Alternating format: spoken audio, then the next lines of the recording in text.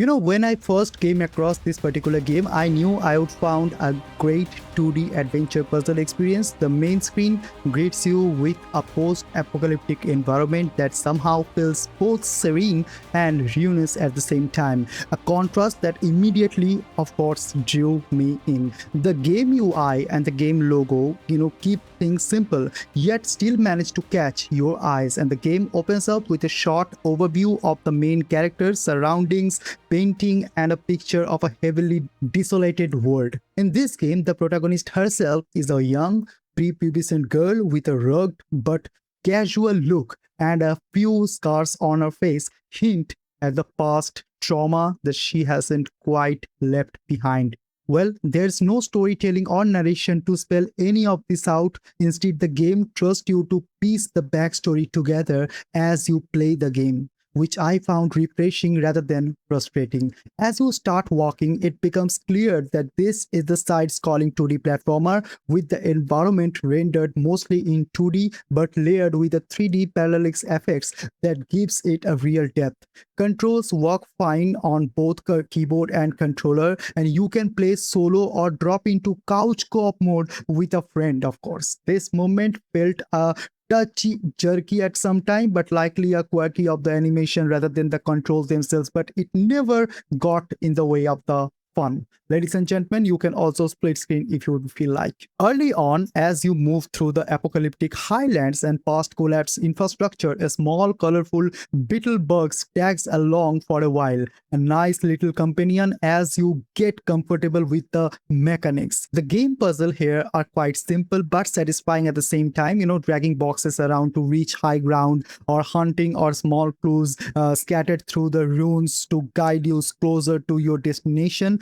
Most of these clues point back to a distant past, likely the 90s, judging by the retro tech scattered around before whatever catastrophe reshaped this particular world. The girl can collect things in this journal and it's clear that they matter. Each one feels like a small piece of a much larger puzzle guiding her journey. One thing that really struck me was the cutscenes, of course. There's a beautifully rendered cutscenes over there and somehow left me feeling oddly comforted rather than unsettled. Now, beyond that, the game is simply fun and relaxing to play. Once you reach a large deserted structure, you meet the game's second lead, a giant rustic robot named Mushet, who quickly becomes your companion for the rest of the journey. And you can control both of the characters yourself in a single player, and you can also join in with a friend who can absolutely control the other robotic character. A short storyline unfolds as this robotic character introduced, and here's where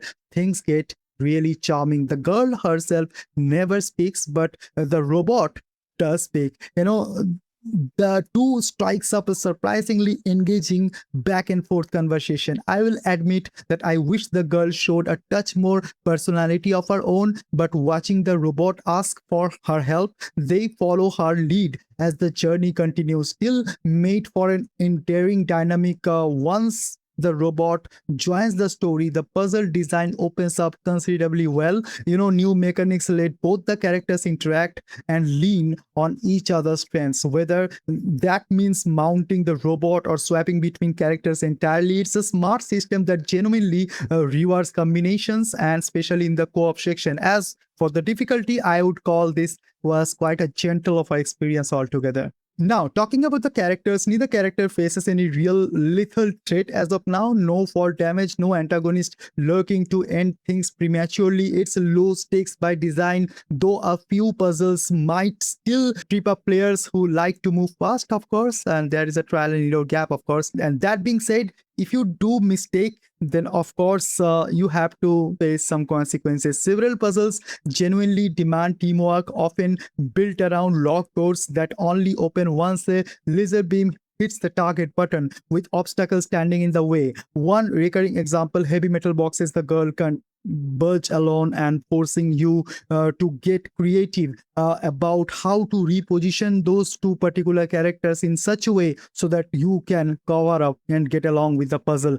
As you progress through each level, a quieter message starts to emerge that how vital it is to protect your planet and the environment itself we have built our lives around. It's handheld with a light touch rather than heavy handed pitchiness in this particular game. While I appreciate this, there's a second thread running alongside it too, about humans and technology finding the right kind of harmony, one that benefits not just the people but the nature as a whole.